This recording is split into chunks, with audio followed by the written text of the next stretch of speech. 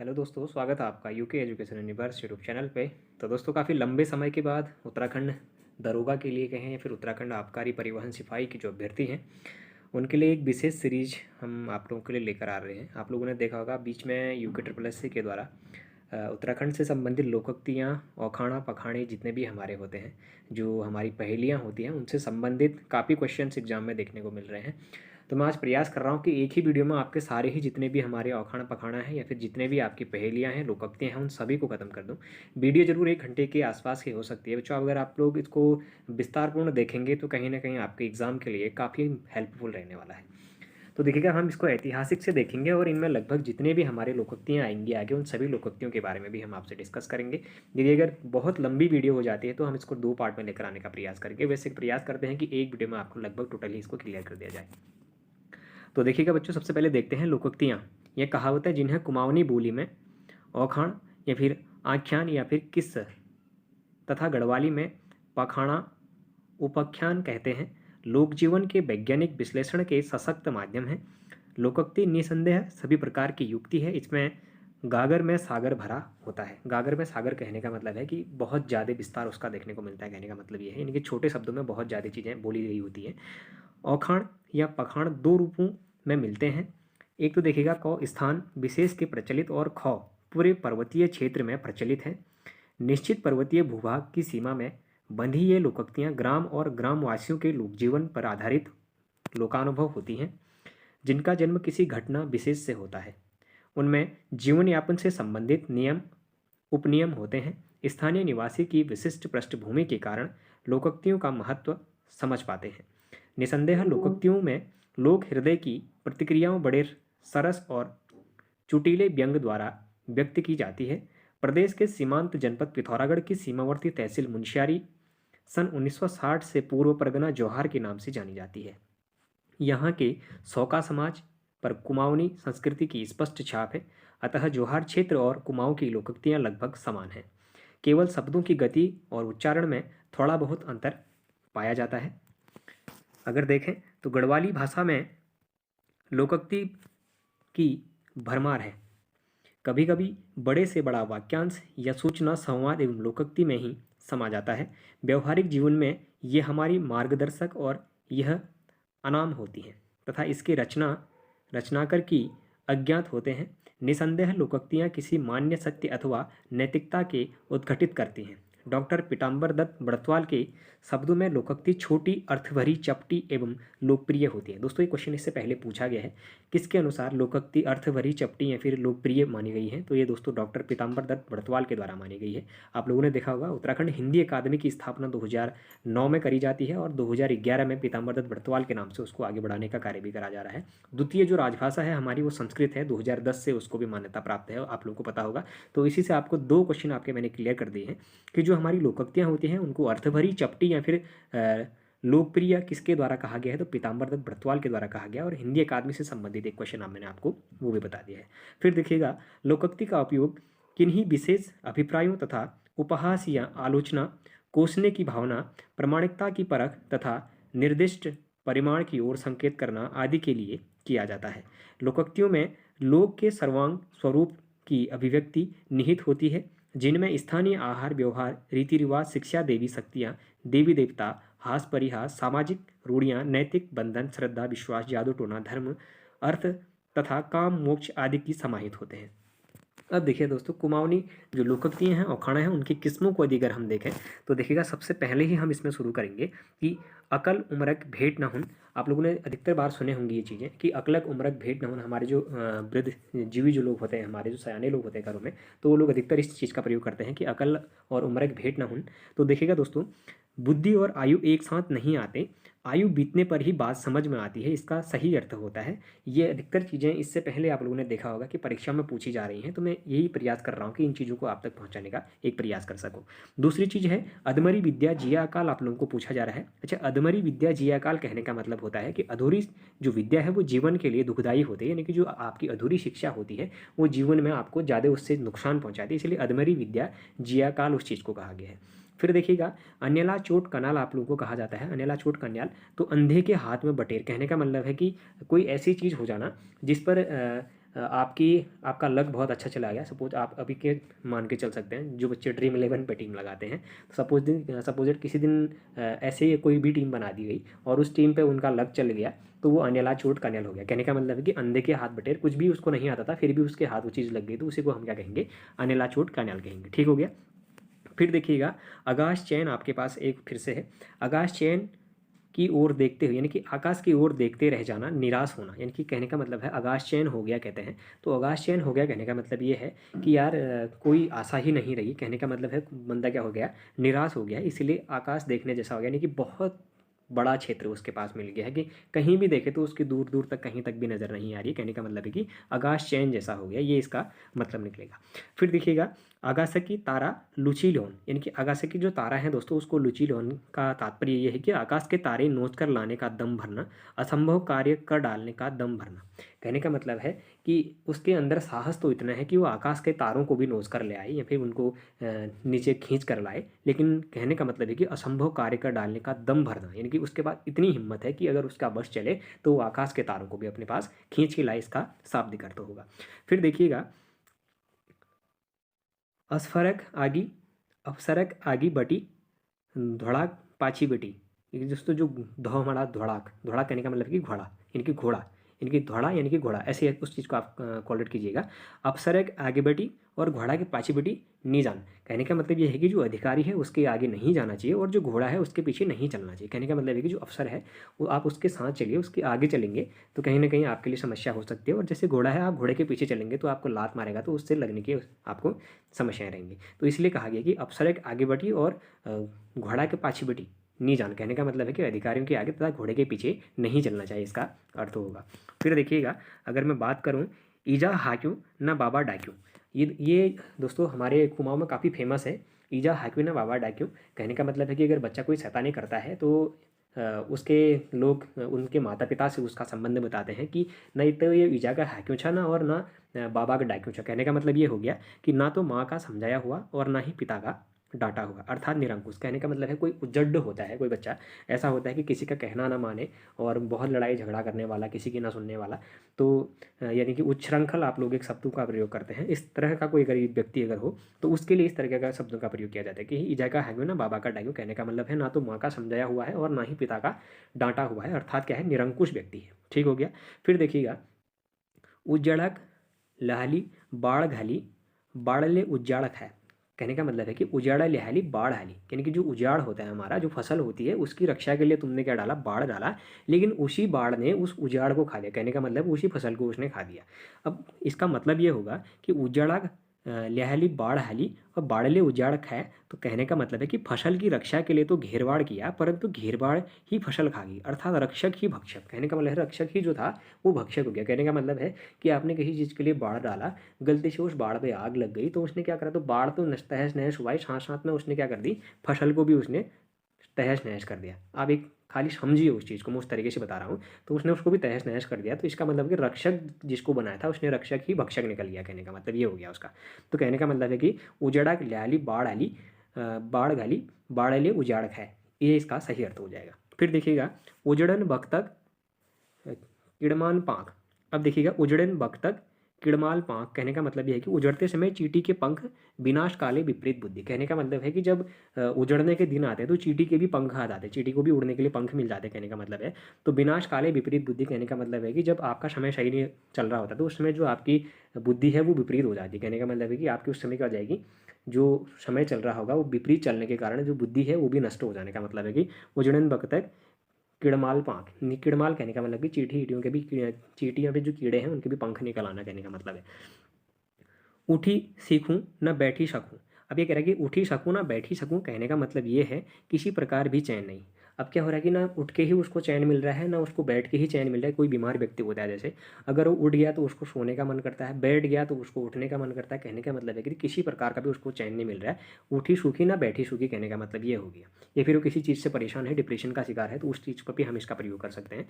आप लोग अगर इन चीज़ों को आप लोगों ने अगर सीखना है तो आप लोग इन चीज़ों अपने दोस्तों पर किसी पे भी आप लोग इन चीज़ों का प्रयोग कर सकते हैं और उसको प्रयोग करने के आधार पर आपको ज़्यादा समझ में भी आएंगी। फिर देखिएगा, उतरायु घट ब्यू छोड़ छू। अब जो उत्तरायण घट है वो ब्यू छोड़न, घट का मतलब तो आप समझ रहे होंगे, एक चक्की होती है जो आटा पीसने वाली, पानी से चलती है ये। पौराणिक समय में इसका काफ़ी प्रचलन था उत्तराखंड के क्षेत्र में अगर देखें तो। उत्तरायण घट ब्यू छोड़नछू।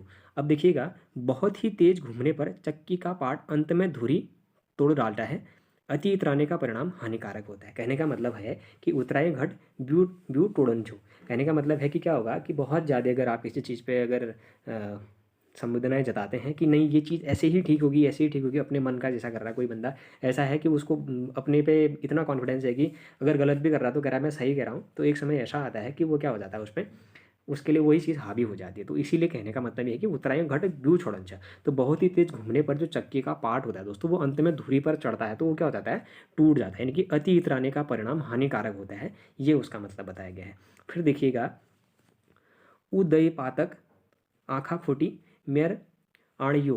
अब देखना, उस देवता की आँख फूटी तब उसने मेरे शरीर में प्रवेश किया। कहने का मतलब है कि वो देवता का आँख फूटी मेरे आंग पे आंगियो। कहने का मतलब आंगियो, कहने का मतलब कि मेरे शरीर में उसने प्रवेश किया।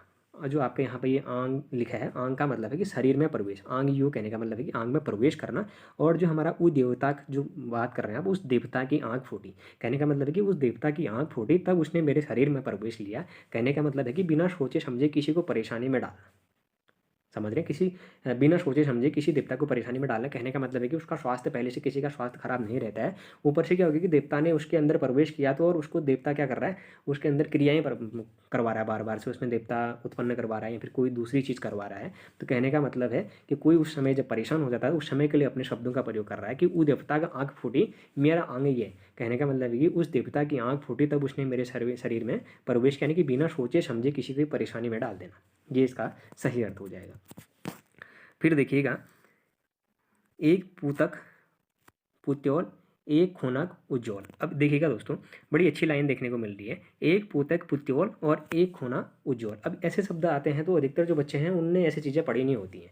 तो ये चीज़ें थोड़ा सा, अगर आप लोगों ने पहाड़ी कल्चर को देखा होगा, अगर आपको पहाड़ी लैंग्वेजेज आती होंगी तो कहीं ना कहीं आप लोगों के लिए उतना टफ नहीं होगा ये। लेकिन अगर आप लोगों ने इन चीज़ों की आपको बिल्कुल भी नॉलेज नहीं है तो फिर ये बहुत सारी टफ बन जाती है आपके लिए। तो एक पुतक पुत्योल और एक खोनक उज्ज्वल। अब इसका मतलब है कि एक पुत्र का पुत्रवान और एक ही लड़की की मशाल, यानी कि एक एक की भी क्या आशा। कहने का मतलब है कि एक पुत्र का पुत्रवान और एक ही लड़की की मशाल, एक एक की भी क्या आशा। ये कहने का मतलब है कि एक की क्या आशा करोगे आप, एक पुतक पुत्योल, यानी कि एक पुत्र का पुत्रवान हो गया और एक खोनक उज्ज्वल। कहने का मतलब ये हो गया कि एक पुत्र की एक पुत्र का पुत्रवान हो गया और एक लड़की की मशाल। कहने का मतलब है कि एक की भी क्या आशा आप लोग करेंगे, यानी कि कहने का मतलब है प्रचलित पहाड़ों में आप लोग देखोगे तो एक लड़का ना चाहिए तो दो लड़के होने चाहिए, एक लड़के ना चाहिए दो लड़की होनी चाहिए। तो इसीलिए ये इस शब्दों का प्रयोग किया कि एक पुतक पुत्यवल एक होना उज्ज्वल। कहने का मतलब है कि एक पुत्र का पुत्रवान, एक ही लड़की की मशाल, एक ही भी क्या आशा, एक की भी क्या आशा करना कि वह क्या क्या रहेगा या फिर क्या उसने करना है। फिर देखिएगा, खुटाक ताल उड़न। अब खुटाक ताल उड़न कहने का मतलब कि जो पैर होता है दोस्तों उसका तले की बात करिए। देखिए, तो खुटाक ताल उड़न कहने का मतलब पाँव की तले उड़ जाना, बहुत दौड़ धूप करना। कहने का मतलब ये है कि कोई आदमी है उसको फुर्सत नहीं है 5 मिनट की भी, चलता जा रहा है चलता जा रहा है, तो खुटाक ताल उड़न अगेन। कहने का मतलब ये हो गया कि उसके पैरों के जो ताल है वो उड़ जाने जैसे हो गए। कहने का मतलब कि बहुत दौड़ धूप कर दी है उसने, ये इसका सही अर्थ होगा। फिर देखिएगा, खैने की गांठी न उछैने की जांठी। अब देखिएगा, खाने की गांठी। अब खाने की गांठी का कहने का मतलब है कि गांठी का मतलब कभी इतना आप लोग समझ जा रहे हैं कि खर्चा या फिर पैसे से उसका मतलब होता है गांठी का मतलब। यानी कि पहाड़ी लोग बोलते हैं ना, मेरे तो गांठ में कुछ नहीं है। गांठ में कुछ नहीं कहने का मतलब है कि मेरे पास पैसा कुछ भी नहीं है, खर्चा करने के लिए मेरे पास कुछ भी नहीं है। गांठी कहने का मतलब है कि उनकी जो गांठी होती है उस गांठी में उनको पैसे उनने रखे होते हैं। आप लोगों ने देखा होगा जब प्राचीन काल में ये चीज़ें जब देखने को मिलती थी तो जो साहूकार हमारे होते थे या फिर जो जमींदार हमारे होते थे, अगर कोई उनसे जमींदारी के बदले में अगर उनसे अपनी किसानी के लिए अगर उनसे कर्जा मांगने जाता था तो वो अपने गांठ खोलने का, जिसमें उनने पैसे रखे थे, तो उस गांठ खोलने का भी उनसे ब्याज ले लिया जाता था। तो उसी चीज़ से गांठी आप लोग कॉलरेट करेगा। जो गांठी है, गांठी का मतलब पैसे से आप लोग उसको समझिएगा। खाने की गांठी ना उचूने की जांठी। कहने का मतलब ना तो खर्च करने के लिए गांठी, यानी कि गांठी मतलब पैसा, और ना ही उठाने के लिए लाठी। कहने का मतलब है शक्ति। अब दोस्तों, जब जब खाने के लिए उसके पास खर्च करने के लिए पैसा नहीं है तो उठाने के लिए लाठी कहाँ से होगी। पास में कुछ भी नहीं और सभी तरह के असमर्थ है। कहने का मतलब ये हो गया कि ना तो खर्च करने के लिए गांठी पैसा है उसके पास और ना ही उठने के लिए लाठी शक्ति है। पास में कुछ भी नहीं, सभी तरह से असमर्थ हो जाना। कहने का मतलब है कि वह कुछ भी नहीं कर पा रहा है, सभी तरह से असमर्थ है। कहने का मतलब कि खाने की गांठी ना ऊँचू न की जांठी, इसका मतलब हो जाएगा। फिर देखिएगा खैगे दाढ़ी वाल पकड़ेगे जुड़वाल। अब देखिएगा कह रहा कि खैगे दाढ़ी वाल और पकड़ेगे जुंग बाल, यानी कि जुंग बाल का मतलब है कि छोटे मूछों से संबंधित आपको जो जुंग बाल उससे संबंधित होगा। तो देखिएगा खागे दाढ़ी वाला, खा गया दाढ़ी वाला, पकड़ा गया मूछों वाला, कहने का मतलब जुंग बाल कहने का जिसके छोटे छोटे नए नए मूछ आए रहते हैं दोस्तों। जो बच्चे बोलते हैं ना हमारी भी मूछ आने लग गई हैं, छोटे छोटे झूस आए रहते हैं उनके, वो तो उसी से संबंधित है ये खा गए दाढ़ी वाल पकड़ेगे जुआ बाल। कहने का मतलब है कि खा गया दाढ़ी वाल और पकड़ा गया मूछों वाला, यानी कि जुंग बाल वाला, तो निर्दोष व्यक्ति का पकड़ा जाना। फिर देखिएगा गट अपन मरीजो भल पर्यायक रह जो। कहने का मतलब है कि गट अपन मरीजो, अपना अगर कोई क्या है बुरा है तो वो मर जाए, दूसरे का भला रह जाए। कहने का मतलब ये हो गया कि गट अपन मरीजो और भल परायक रह जो, मतलब कि बुरा अपना मर जाए और भला दूसरे का रह जाए। अपने बुरे पात्र से तो पराये का भला पात्र ही अच्छा है। कहने का मतलब है कि अपना मर जाए चलेगा, भला दूसरा रह जाए, लेकिन अपने बुरे पात्र से तो पराये का भला पात्र ही अच्छा है, इसका मतलब होगा। फिर देखिएगा गरीबक बात बूझ जश उड़ोंज। अब गरीबक बात बूझ जश उड़ोंज कहने का मतलब है कोई गरीब व्यक्ति है, अगर वो समझदारी की भी बात करे तो लोग उसकी बातों को उतनी तवज्जो नहीं देते हैं। कहने का मतलब ये है कि गरीबक बात बूझ जश उड़ोंज, कहने का मतलब कि गरीब की बातें भूसे की तरह उड़ती हैं, गरीब की बातों को कोई महत्व नहीं देता। कहने का मतलब उसने सही भी बोला है तो फिर भी उसकी बातों को कोई महत्व नहीं देगा, इसीलिए कि गरीब की बात बूझ जज उड़ोंज, ये इसका सही उत्तर होगा। फिर देखिएगा रूखाक त्वाव मैताक ठवास। अब देखिएगा रूखाक त्वाव मैताक ठवास कहने का मतलब कि पेड़ से गिरी पानी की बूंद एकदम भिगा देती है, वैसे ही शादी के बाद मायके वालों के ती ताने चुभने लगते हैं। अब देखिएगा कहने का मतलब है रुखाक त्वाप, तो रुखाक त्वाप कहने का मतलब रुख मतलब पेड़ का संबंध है, रुखाक त्वाप का मतलब कि पानी की जो बूंदा उनको त्वाप कहा जाता है। अब मैतक ठवास कहने का मतलब जो लड़की का दोस्तों अपना घर पहले से होता है, मैत उसी को कहा जाता है। तो वहाँ से क्या होता है कि ताने जो चुभने लगते हैं, कहने का मतलब होता है जैसे ननद और भाभीियों में कई चीज़ें होती हैं तो वो कुछ एक दूसरे को बहुत चीज़ें बोल देती हैं। तो कहने का मतलब है कि शादी के बाद जो मायके वालों के जो ताने होते हैं तो वो चुभने लगते हैं कह रहा है, और पेड़ से जो पानी गिरता है तो उसके जो बूंद है वो एकदम से भिगा देती है कह रहा है। कहने का मतलब रुखाक ताप और मैता का ठवास, तो पेड़ से गिरी पानी की बूंदें एकदम भिगा देती हैं, वैसे ही शादी के बाद मायके वालों के ताने चुभने लगते हैं। अब दोस्तों ससुराल वालों के तो सबको चुभते होते हैं, अब मायके वालों के भी चुभने लगे हैं, ऐसा इसमें बताया है इसने। तो कुमिल कुमिल फुशोर नहुनो के बुड़ीन जकीन। अब देखिए कुमल जो हमारी कुमिल है, कुमिल को अगर फुशोर न होनी तो के बुड़ीन कि जन हुन, यानी कि बुढ़िया जो क्या नहीं होती, उम्र के अनुसार गुण आए तो क्या उम्र तो चली गई। कहने का मतलब है कि कुमिल जो फुशोर न होनी के बुढ़ीन जकीन, जकीन कहने का मतलब बुढ़ीन जकीन कहने का मतलब क्या बूढ़ी नहीं होती, उसका मतलब है कि उम्र के अनुसार गुण नहीं आए तो क्या उम्र तो चली गई। अब फिर उसके बाद को माछार। अब को मच्छार यानी कि को मच्छार शब्द का मतलब है कि को मच्छार आप लोग से इस तरीके से लेंगे, अधिकतर बच्चे से लेंगे को मच्छार कहने का, लेकिन मच्छी मारने वाले को मच्छार कहते हैं तो उस तरीके से लेंगे, लेकिन को मच्छार कहने का मतलब जो है वो तुक्का लग जाना, समझ रहे हैं। को मच्छार कहने का मतलब तुक्का लग जाना उसका अर्थ होता है को मच्छार। आप लोग आज से इसको याद रखेंगे। को मच्छार का मतलब क्या, अगर कभी लोकोक्ति आपसे पूछेगा कि कुमाऊं शाब्दिक अर्थ को मच्छार का अर्थ क्या है, फिर लोकोक्ति का अर्थ क्या है, पहेली का अर्थ क्या है, तो को मच्छार का मतलब है तुक्का लग जाना। ठीक हो गया। वैसे मच्छी मारने को झक मारना भी एक तरह से मच्छी मारना ही होता है। फिर देखिएगा शौ भोड़े घट गिरी गयो, शौ भोड़ने घट गिरी गयो कहने का मतलब सब कुछ नष्ट हो गया। शौ भोंडे, अब देखिएगा शौ भोंडे घट गिरी गयो, अब जब घट ही गिर जाएगा तो सब कुछ ही नष्ट हो जाएगा, इस तरीके से उसको समझिएगा। फिर है मधुलिक जतार लागो मधुवाक कड़कड़ाहट। अब देखिए व्यर्थ की बातें करना, कहने का मतलब मधुलिक जतार लागो, मधुलिक जतार लागो कहने का मतलब है जो चक्की होती है दोस्तों हाथ से घुमाने वाली, आप लोगों ने देखी होगी, अगर वो उसको हिला रही जतार चलाना अगर उसने अगर ये शुरू कर दिया है तो मधुआ कितनी भी कड़कड़ाहट करे उसने तो सुनना है नहीं, तो व्यर्थ की बातें हो गई हो, समझ रहे हो। या तो उसको जतार को रोकना पड़ेगा, उसके बाद उसकी बातें सुननी पड़ेंगी। अब उसने अगर जतार को स्टार्ट कर दिया है तो मधुआ कितना भी बोले, मधुआ कोई नहीं सुनी जाए, कोई भी बात नहीं सुनी जाएगी। तो मधुलिक जतार लागी मधुआ कड़कड़ाहट कहने का मतलब है व्यर्थ की बातें करना हो गया।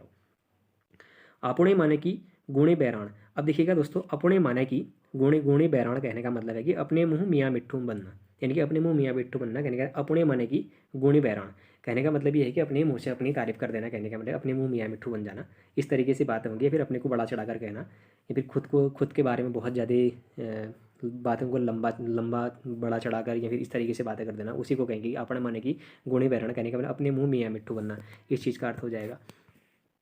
फिर देखिएगा हाथ पड़ी मुचाई शान पड़ी बुलाई। अब देखिएगा दोस्तों, हाथ पड़े मुचाए सान पड़े बुलाए कहने का मतलब कि सामने होने पर ध्यान नहीं देना, बाद में प्रयत्न करना, इससे पहले आया है। अब आप लोग कहेंगे कि नहीं आया, तो आप लोग देख लो कि इससे पहले आया है या नहीं आया। हाथ पड़े मुचाए सान पड़े बुलाए, इससे पहले बीपीडीओ 31 दिसंबर, मुझे जहाँ तक याद है 31 दिसंबर 2023 का पेपर का क्वेश्चन आप लोग मिला लीजिए। अगर आपको यकीन नहीं हो रहा है तो आप इसको मिला लीजिए। हाथ पड़े मुचाए सान पड़े बुलाए कहने का मतलब सामने होने पर ध्यान नहीं देना, बाद में प्रयत्न करना और बुलाना। ये क्वेश्चन आपका इससे पहले आ चुका है। फिर देखना, जाति लड़ी शांति मुड़े उती झांझ कहने का मतलब हकदार ही हक पा सकता है, यानी कि जाति लड़ी शांति मुड़े लड़े झांझ कहने का मतलब कि जो हकदार है वही केवल हक को पा सकता है। फिर देखिएगा, लट राकश की लट राकश जैसे को तैसा, यानी कि लट राकश ही लट राकश, यानी कि जो जैसा है उसको वैसा मिलेगा कहने का मतलब ये है।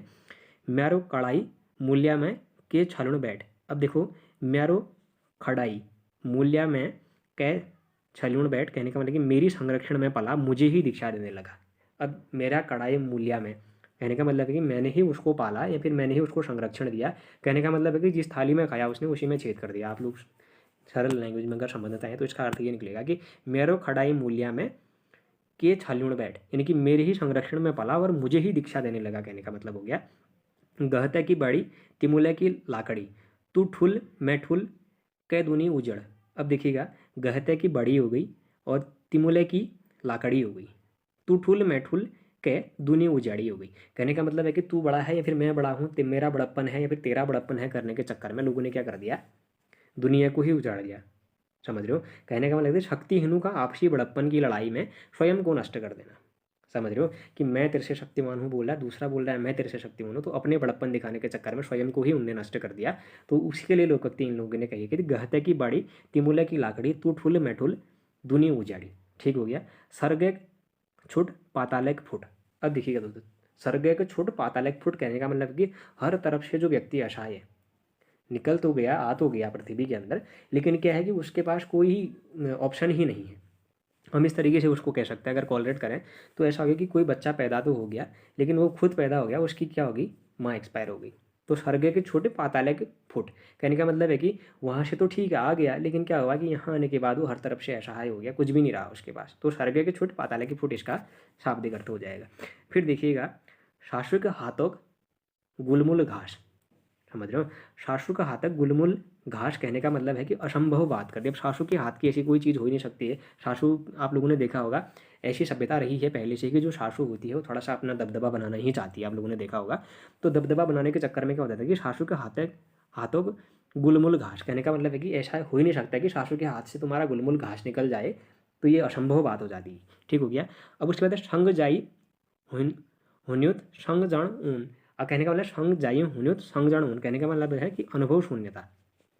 अनुभव शून्यता कहने का मतलब ये हो जाएगा कि संग जाइए हुन्युत, कि अगर साथ में गए होते तो संग जान ऊन के कहने का मतलब कि साथ में गए तो साथ में आते, कहने का मतलब कि अनुभव शून्यता है कि कब गए कब आए किसी से कोई मतलब नहीं है।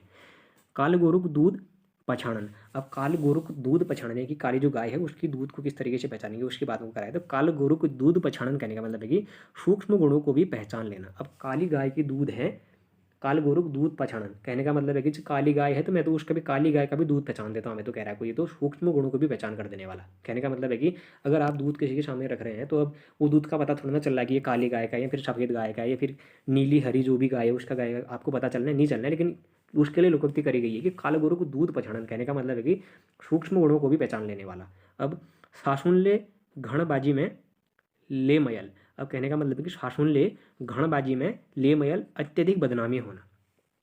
एक तो घणबाजी में, फिर ऊपर से मयल कहने का मतलब कि अत्यधिक बदनामी हो जाना, कि सासुन ले घणबाजी में ले मयन कहने का मतलब बहुत ज़्यादा उसकी बदनामी हो गई है। काठक खुड लुआ कपाल।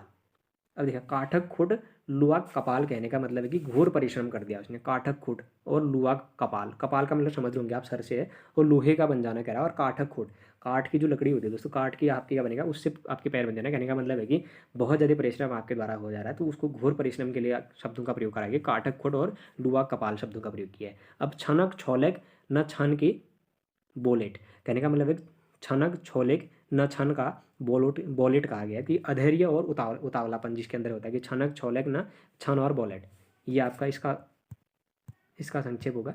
फिर अगर मैं बात करूं, गोटपान दगड़े करन, अब गोटपान दगड़करण कहने का मतलब समझ रहे हैं आप। गोटपान कहने का मतलब है कि उत्तराखंड के संदर्भ में मैं आपको कहूँ तो गोटपान करना मतलब कि जो गाय गोबर करना है, गाय गोबर सब कुछ काम, सारे काम एक साथ में करना है। जैसे कि आपने क्या करना है, गाय गोबर भी करना है, साथ में बच्चों के लिए नाश्ता भी बनाना है, उसको रेडी करना है, स्कूल भी भेजना है। तो इसका मतलब ये गोटपान दगड़ा करने कि सारे काम साथ में करे जाने के, एक साथ में सारे काम करना, गोटपान करना कहने का मतलब ये हो गया। फिर देखिए ना, हालन हालने अरुण हाथ। अब देखिए आप लोगों ने बहुत सुना होगा, फेवरेट डायलॉग है उत्तराखंड में, तो हर हर घरों में माओ के मुँह से आप लोगों ने सुना होगा, हलन हालने अरुण हाथ में, तो हाथ है अरुण से गुणन। तो देख लेना, काम करते करते भी फल न मिलना कहने का मतलब ये हलन हलन अरुण हाथ, काम करते करते भी उस चीज़ का फल न मिलना, इसको हमारा हलन हलन अरुण हाथ कहा जाता है। फिर देखना, ठाड़ी के पकी उताण के खाए। अच्छा, ठाड़ी के पकाए और उताण के खाए कहने का मतलब है कि उसको चाहे वो खड़े होकर भी पकाए या फिर वो लेट के भी खाए तो कोई फर्क नहीं पड़ता, क्योंकि अकेलापन है उसके पास। अकेलापन है मतलब किसी की शर्म है नहीं, किसी से कोई कोई लज्जा है नहीं, तो वो खड़े खड़े पका ले, और या फिर उताड़ कहने का मतलब है लेट कर सोकर भी खा जाए तो कोई फर्क नहीं पड़ता, कहने का मतलब कि अकेलेपन से उसका तात्पर्य बताया गया। फिर देखिएगा, हड़पिया के लिए मुख फराण छतु ठूडी चरम चैन। अब कहने का मतलब कि दाता अति उदार हो तो याचक तो शर्म ही होनी चाहिए, कहने का मतलब हड़पिया के लिए मुख फराण छत ठडू शर्म चैन। अब शर्म चाहिए कहने का मतलब तो दाता अति उदार हो तो याचक तो थोड़े बहुत शर्म होनी चाहिए। पहली बाना भली छी फिर चुप के बैठी। अब कहने का मतलब कि पहली बाना भली छी फिर चुप के बैठी, कहने का मतलब कि पहले तो मियाँ बावरे था पर खाई भांग। पहले तो क्या थे, पहले तो मियाँ बावरे था, फिर उसने क्या कर दी, भांग खा दी। कहने का मतलब कि पहले तो बाने भले छी फिर बुके भांग खा दिया। भांग खाएगा तो आदमी पागलपन करेगा, पागलपन करेगा कहने का मतलब ये है कि पहले तो ठीक था वो, लेकिन अब उसने क्या करता है, भांग खाना सीख दिया है, तो अब क्या करता है, पागलपन करता है। इसका इस चीज़ से आपको समझिएगा। कुकरैक ले बाशीरवाट। अभी दोस्तों देखिएगा, कुकरैक ले बाशीरवाट कहने का मतलब ये हो गया है कि कुत्ते के सामने आप कितना भी खाना रख दोगे तो वो थोड़ा अभी खाएगा तो कुछ समय बाद जाके वो दोबारा खा लेगा। लेकिन आजकल के कुत्ते थोड़ा सा बदल गए हैं, उनके सामने रख भी दोगे तो फिर भी नहीं खाएंगे वो, चाहे कितनी भूख क्यों ना लगी हो उनको। वो एक खाली लोकोक्ति रह गई है कि कुकरा के लिए बाशीरवाट कहने का मतलब कि असंभव बात, ऐसा हो ही नहीं सकता कि कुत्ते अपनी बासी रोटी अपने लिए बचा लें। फिर देखिएगा, बाबू के घर मैथ्यू चेलिग कान बूटैब बुट। अब देखो, अब क्या कह रहा है कि बाबू को घर मैथ्यू चेलिग कान बूटाओ बूट। अब कहने का नहीं, बाप की संपत्ति बेटी के किस काम की, कहने का मतलब है कि जो बाप की संपत्ति है उसमें उस पर बेटी का क्या हक। उसमें आप लोगों ने देखा होगा, हमारे पौराणिक समय से ही देखने को मिला है कि जो बाप की संपत्ति होती है वो क्या आती है, वो बेटे के ही नाम पर आती है, बेटी के नाम पर नहीं आती है। तो इसलिए कहा गया कि बाबू घर मैथ्यू चेलिग कान बूटाया बूट, कहने का मतलब है कि बाप की जो संपत्ति है उसमें बेटी की किस काम की, ये शब्दों से प्रयोग करा गया है। तो दोस्तों मुझे लगता है कि शायद वीडियो बहुत लंबी होने वाली है, तो मैं प्रयास करूंगा इसको 2 से 3 वीडियो में लाने का, और कंप्लीटली या 2-3 वीडियो में आपको जो लोकोक्तियाँ, मुहावरे या फिर हम ये कहें कि जो पहाड़ी पहेलियाँ हैं इनको समाप्त कर पाऊँ। तो दोस्तों अगर आप लोगों को ये सीरीज पसंद आ रही हो तो आप लोग चैनल को जरूर सब्सक्राइब करें, अपने दोस्तों के साथ चैनल को जरूर शेयर करें, बाकी लाइक करें, कमेंट करें और बने रहिएगा UK education universe YouTube channel के साथ। धन्यवाद।